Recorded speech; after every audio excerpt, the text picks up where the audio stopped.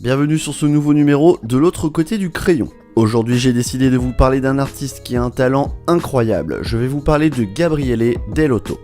Gabriele Dell'Otto est un artiste italien qui est né à Rome le 20 décembre 1973. Gabriele était un enfant introverti et ne communiquait pas beaucoup avec son entourage. La découverte du dessin a été pour lui un moyen de communication par lequel il pouvait s'exprimer. Il explique qu'il y a même une légende dans sa famille qui dit que les premiers mots de Gabriele auraient été faits avec des stylos sur du papier. Il a découvert cette passion du dessin en lisant les bandes dessinées que possédait son père. En effet, le père de Gabriele était un grand consommateur de bandes dessinées. Après les études conventionnelles et obligatoires, il obtient le diplôme de la maturité artistique. Mais il va surtout découvrir par la suite le métier d'illustrateur en accompagnant une jeune artiste à l'Institut européen du design. Cet artiste voulait faire des créations de bijoux. C'est en voyant le travail des anciens élèves que Gabriele va également décider de se lancer dans des études d'illustration.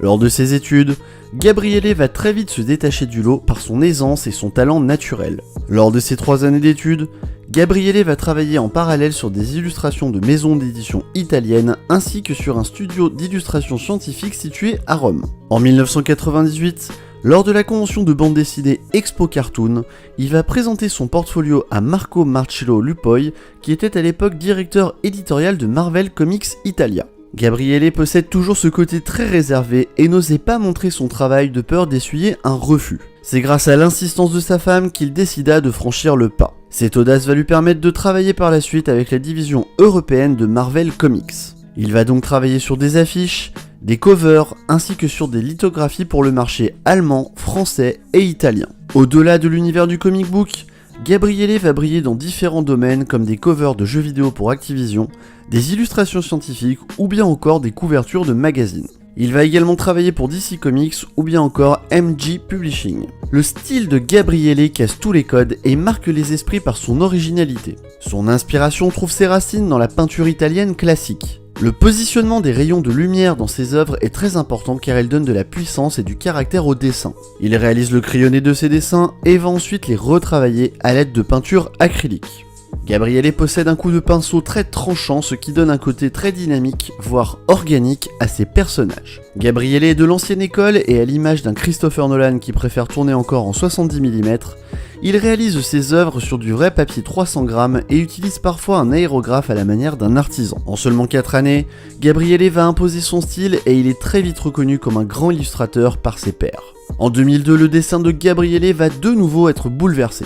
Cela se passe en France et plus particulièrement au festival d'Angoulême. Il fait la connaissance de David Mack qui va rapidement présenter le travail de Gabriele à Joe Quesada qui est à l'époque le chef superviseur de Marvel Comics. Suite à cette rencontre, il va se voir proposer des projets comme par exemple Secret War qui est scénarisé par la star de la maison d'édition de l'époque, Brian Michael Bendis. Cette série va véritablement projeter Gabriele sous le feu des projecteurs. En 2006, Gabriele réalise l'intégralité des couvertures du run cosmique Annihilation. A noter que le marteau de Ronan que nous voyons dans le film des Gardiens de la Galaxie est celui qu'il avait dessiné en couverture de la série Annihilation. Il y a également un très bel hommage qui lui est rendu dans la série Agent of S.H.I.E.L.D.